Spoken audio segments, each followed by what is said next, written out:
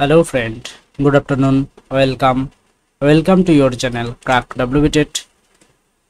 আজকে একটি গুরুত্বপূর্ণ আপডেট পর্ষদের ওয়েবসাইটে কিছুক্ষণ আগেই প্রকাশিত হয়েছে। তো সেই আপডেটটি আজকে তোমাদের সঙ্গে শেয়ার করার জন্যই আজকের এই ভিডিওটি।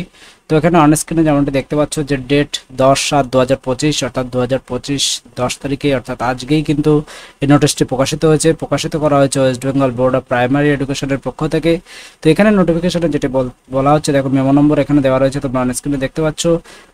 এখানে যেটি বক্তব্য যেটি বলা রয়েছে, in compliance of the order of the Honorable High Court, Calcutta passed on 13/6/2025, 17/6/2025 and 24/6/2025 in respect of WPA 6695 of 2024 Pampadattadar and the state of West Bengal। তো এখানে যে ডেটটি, যে তিনটি ডেট এখানে 13/6/2025, 17/6/2025 এবং 24/6/2025 তিনটি ডেট কিন্তু খুবই গুরুত্বপূর্ণ।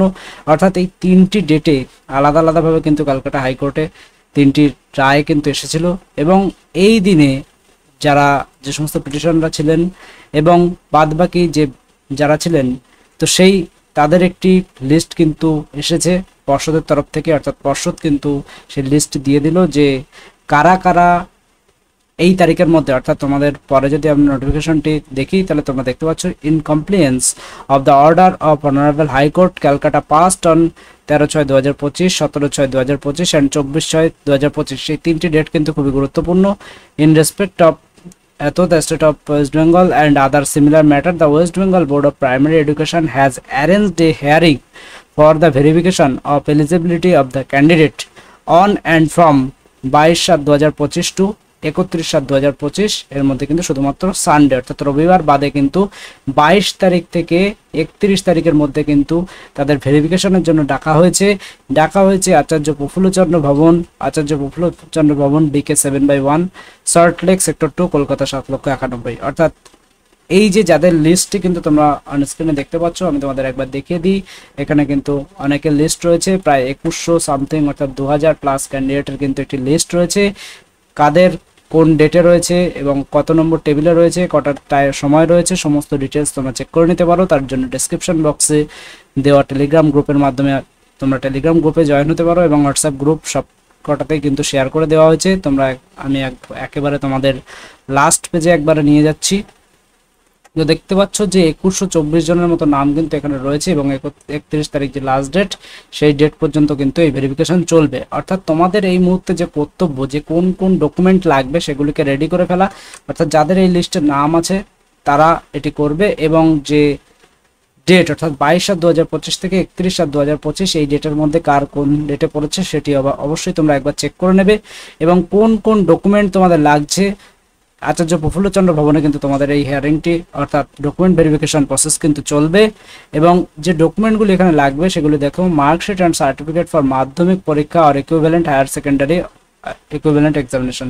তো এখানে তোমরা দেখতে পাচ্ছ মাধ্যমিক এবং হায়ার সেকেন্ডারি এই দুটি এক্সামের কিন্তু মার্কশিট এবং সার্টিফিকেট দুটোই লাগবে, দুটোই কিন্তু নিতে হবে। অনেকে মনে করতে পারো যে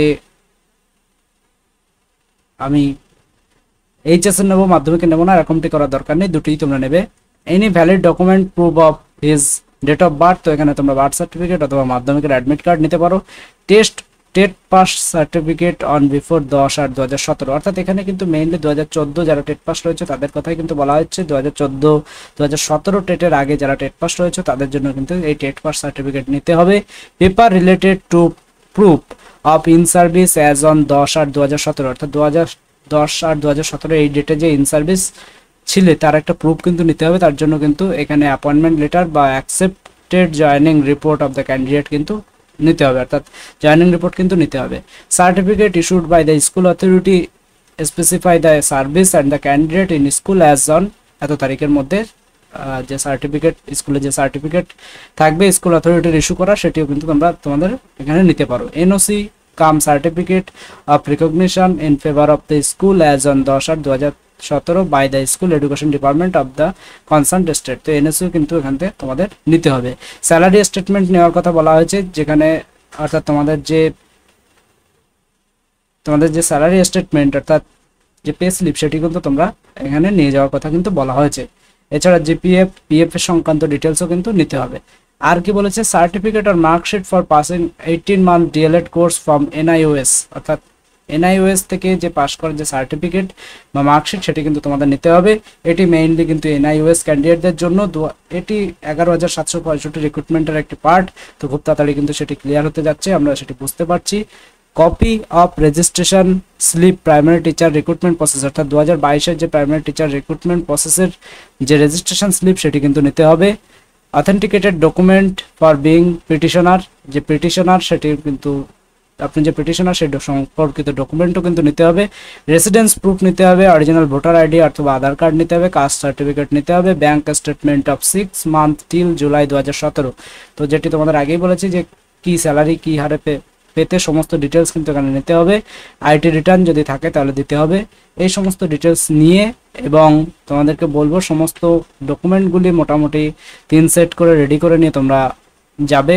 3 সেট বা যদি পারো তারও বেশি নিতে পারো, কারণ ওই জায়গায় কিন্তু সেটগুলি একের অধিক সেটের কিন্তু প্রয়োজন হতে পারে। তো সেই কারণে যাতে হ্যাজার্ড ফ্রিভাবে তোমরা সমস্ত বিষয়গুলিকে কাটাতে পারো সেই কারণে কিন্তু 1 কপি বেশি করে নেওয়ার সাজেশন কিন্তু দেওয়া হচ্ছে। এছাড়া কিন্তু ফটো কপি নিতে হবে, অর্থাৎ নিজস্ব ফটো নিতে হবে এবং সমস্ত ডকুমেন্টের জেরক্স এবং অরিজিনাল কিন্তু নিতে হবে।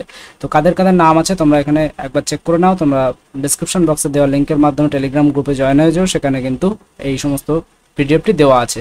তো ভিডিওটি দেখার জন্য অসংখ্য ধন্যবাদ। এই একটি আপডেট ছিল যেটি তোমাদের সাথে আমরা শেয়ার করে দিলাম। Thank you.